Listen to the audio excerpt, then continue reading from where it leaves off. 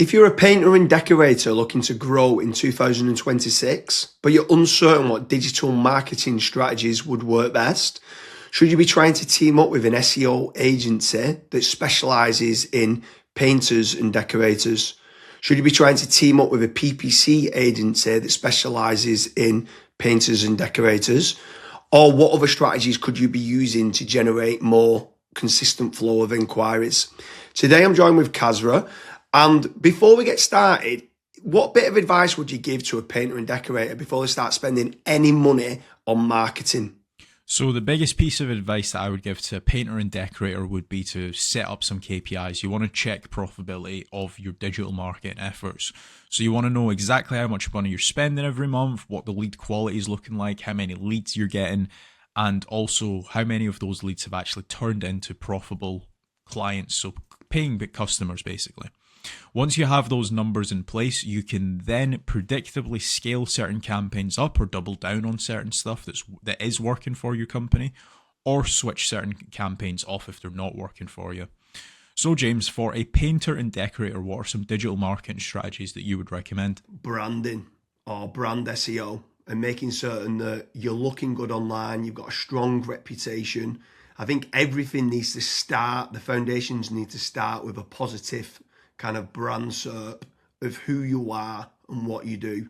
So a SERP stands for search engine results page, and getting that branding right across the board then can lead on to other things of what you can be doing. It will improve your conversion rate on paid ads or social media. Any leads that you get in, the conversion rate would be good. If at the 11th hour they're going to decide who you're going to go with, branding I think becomes very, very important. So I'd say that's the first thing that people need to get right for all digital marketing strategies.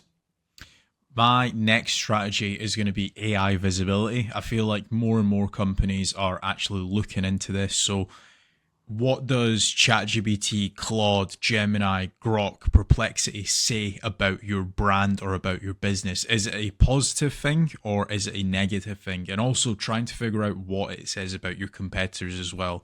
And obviously trying to improve that's really important. Some people call it AI SEO, some people call it GEO, some people call it LLM optimization.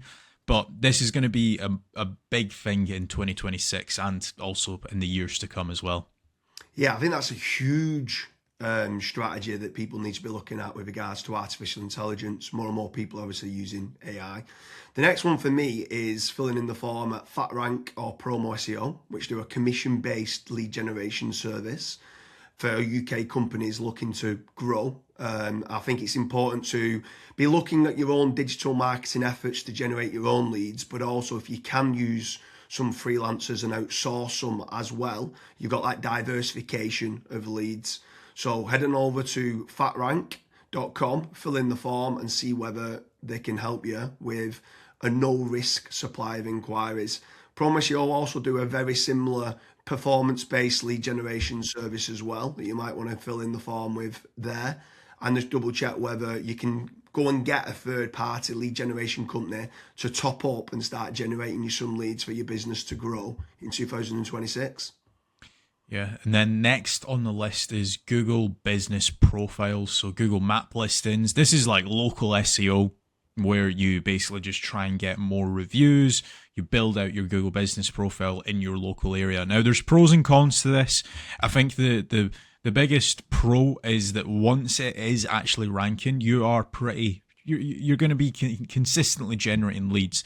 However, to get from nowhere, like let's say you do not have a Google Maps listing at all, to get it ranking to position number one, the issue you've got with that is there might be, let's say, a 60 or 100 review deficit.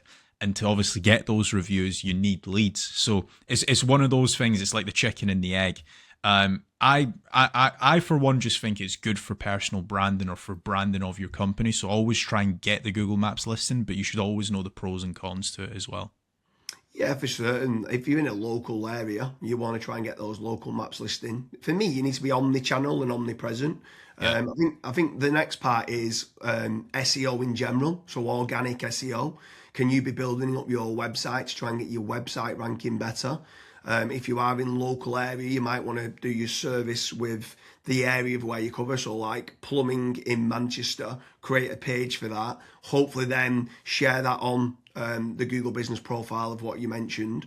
But trying to get organic rankings, the amount of search volume that people are out there searching for different services of what you do, or it could be some blog posts that you could be doing as well.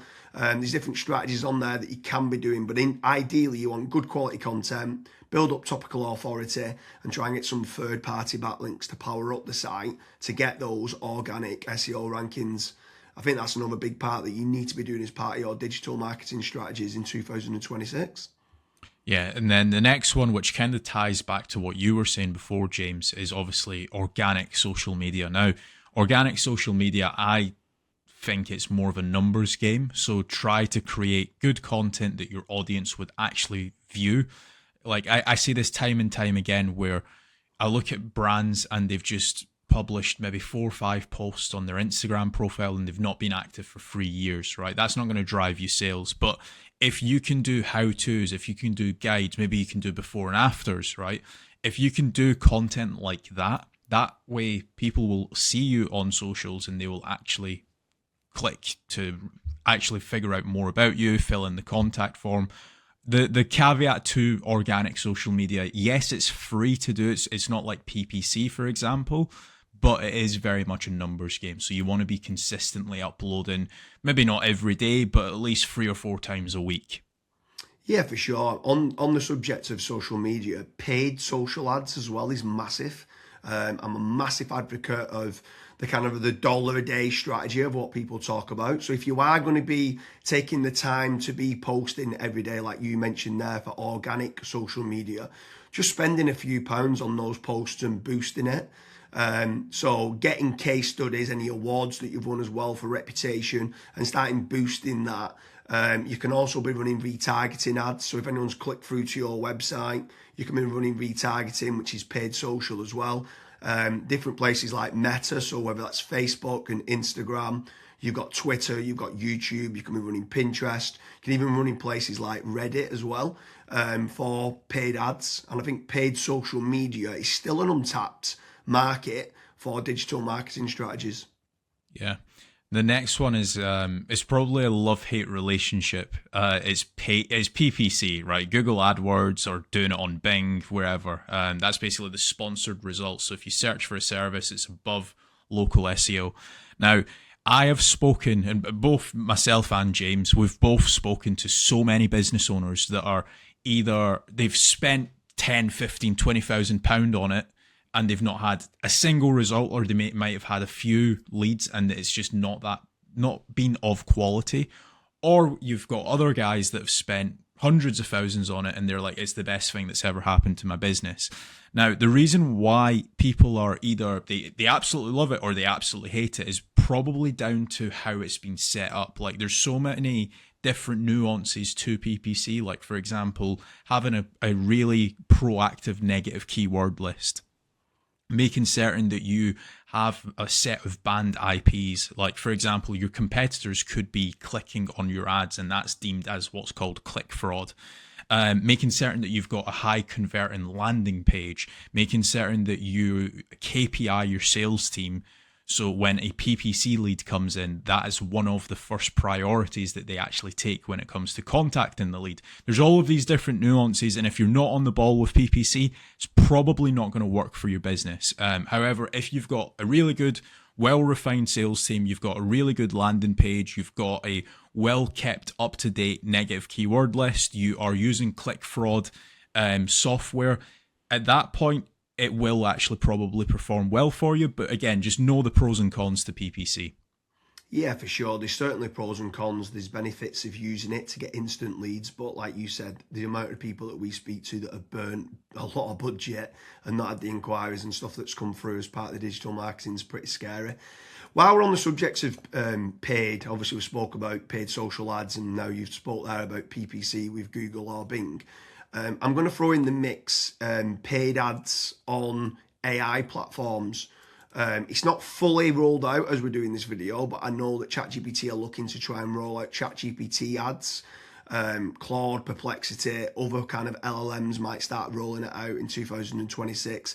I think if you're one of the early adopters and innovators to get on there, I think you could be getting cheap leads or cheap contact form submissions. So it's something to look out for of doing paid AI listings and ads. I think that could be something to look out for in 2026. Next on the list, and this is a little bit out of control. You do obviously have like forums that you can get your brand mentioned in, like for example Reddit and Quora. That very much comes down to the after fact, like where are your customers that you've been dealing with previously? Are they actually raving and shouting about you? If they are, then that's a very good resource of getting other people recommending you. So if you can get that, again, it's a little bit out of your control, but asking for reviews, asking for them to recommend you to friends, to people, that can obviously generate you a decent amount of leads and inquiries as well. Yeah, for sure. And the add-on benefits to places like Reddit is that it's getting cited so much now in the AI overviews. So when you spoke there early on about AI visibility, if you can try to get a positive kind of lot of people talking about the products and services of what you do and some reviews on there, it's indirectly then going to help you, or directly actually is going to help you with AI visibility. And then the last one for me is tradesman websites, so like Check a Trade, Bark, or teaming up with a third party lead generation company. Something I would say with all of these practices, Kasra touched on earlier about making certain that you understand your KPIs and your ROAS, return on ad spend. I think it's very important for business owners that are doing any sort of digital marketing to be tracking how much time and effort's being put into, let's say, running organic social media or running paid ads. Everything should have KPIs put in place. And this is exactly the same then with tradesman websites like Check a Trade, Bark, Rated People, My Builder. These could all be amazing platforms to generate leads that could get you a positive return on investment. And if you do, you should continue to be using those platforms. There's certain lead generation companies out there as well that could generate you quite a lot of leads. They could be using organic SEO or PPC or social media ads to generate you those leads. But if they are getting you a positive return on investment, again, I'm all for it as part of your digital marketing strategies. But I just want to repeat one more time with regards to FatRank and Promo SEO. They do lead generation and they guarantee a return on investment. It's a commission-based lead generation service or performance-based lead generation service. So make sure you head on over there, fill in the form. That could just be one part of generating leads of many. You should be trying to generate your own. You should never have a single point of failure, and you should be trying to get that diversification. But make sure you head on over to Promo SEO or FatRank lead generation service as part of your digital marketing efforts in 2026. Thank you very much, Kasra.